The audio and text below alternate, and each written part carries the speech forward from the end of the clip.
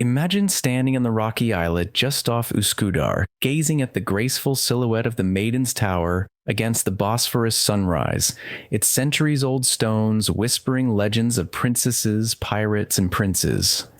But beneath your feet lies a secret even the oldest mariner can't confirm. A hidden tunnel carved under the strait, rumored to connect the tower with the shores of Uskudar, or perhaps even the depths of Topkapi Palace itself. What if I told you that this underground passage might still be intact, waiting to be explored?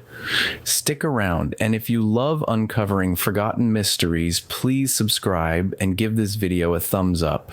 You won't believe what lies beneath. For generations, locals have spun yarns about this fabled tunnel. Fishermen claim their nets snag on broken stone walls far below the waves. Old-timers recount tales of Ottoman janissaries slipping through secret entrances to deliver messages. And some believe the tunnel was used to spirit sultans' treasures to safety in times of crisis. Still waters run deep, the old proverb goes, and nowhere is that truer than under the Maiden's Tower. But which version of the story holds water? Let's dive in. Historians trace the tower's origins back to a 5th century Byzantine watchtower, later rebuilt by the Ottomans under Mehmed II in the 15th century. The strategic location at the mouth of the Bosphorus made it ideal for customs checks and maritime signaling. It's easy to imagine, amid constant threat of naval attack, that the sultans would commission a hidden escape or supply route.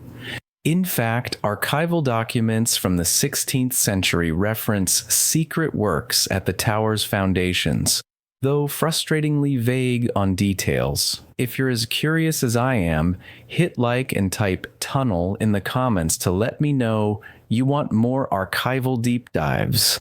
Modern researchers have examined the seabed near the tower with sonar scans, revealing anomalies, long, straight features resembling a man-made passage. Some underwater archaeologists interpret these as remnants of bridge pilings, others as natural rock formations. But a few daring reports from the 1970s speak of divers finding an arched stone corridor descending from the tower's base. They claim the tunnel slopes gently toward the Asian shore, narrowing until it ends abruptly in a pool of silt. Sadly, those divers never publish their findings, perhaps spooked by old curses or wary of the authorities. If you believe this story needs verification, subscribe for our upcoming investigative series. Suppose the tunnel does connect to Uskudar's shoreline. What was its purpose? One popular theory, a clandestine smuggling route for silk and spices bypassing Ottoman customs. The tower, at that time a quarantine station, had the perfect front for clandestine shipments. Crates marked plague supplies could be funneled through the tunnel under cover of night. Merchants of the era were shrewd. All that glitters is not gold, they said, so why not hide the real treasure underground? If you'd like to hear more about Ottoman-era smuggling, give this video a thumbs up and leave a comment describing your favorite heist story, real or fictional. Another tantalizing suggestion, the tunnel served as an emergency escape for besieged commanders. Legend has it that during the infamous 1730 Patrona Halil rebellion, the tower's governor planned to flee through the tunnel to Topkapi Palace and warn the Sultan, but ran out of time. In his diary, later discovered in palace archives, he writes, "I heard the mob at the door and knew all hope lay beneath my feet. If only I'd stoked the lamps down there." That quote, if genuine, gives chills. Fortune favors the bold, but sometimes fortune runs out of lamps. If you think he was braver or a coward, comment below. I'd love to know your take. Of course, skeptics warn that the tunnel is a myth built on wishful thinking. They argue that the geological conditions, soft, silty soils, strong currents, would collapse any stone passage over centuries. A team of 1990s structural engineers concluded that only a short drainage culvert, not a grand corridor, could survive those conditions. Yet local fishermen fiercely defend their claims. One elderly net mender insisted to me, "I've snagged my line on square blocks of cut stone 20 meters from the tower. I swear on my mother's grave. If you trust the fishermen more than the engineers, hit like and share this video with fellow believers." Whatever the truth, the idea has inspired works of art and literature. Turkish novelist Halide Edip wrote a short story about a young officer exploring the passage with a lantern and a pistol, only to find carved Ottoman sultans' names etched into the walls, proof that each ruler had added to its expansion. A famous painting depicts a moonlit silhouette of a man disappearing into a submerged archway beneath the tower. These cultural echoes keep the mystery alive, reminding us that art is the reflection of life, and in this case, life may still be echoing under the waves. Subscribe if you want a deeper look at these artistic tributes to history's enigmas. In recent years, urban explorers have attempted to locate the entrance on shore in Üsküdar. Beneath the dilapidated watchtower ruins at the water's edge, they found a sealed stone vault door, its hinges outlined in bronze, but beneath layers of cement and graffiti. Some swore the door led to a descending staircase. Others believed it was a later cistern. Access remains forbidden, guarded by the harbor authority. If you take a pickaxe to that door, let us know, but only in theory. Like this video if you'd attend a live expedition, and don't forget to subscribe so you get the invite.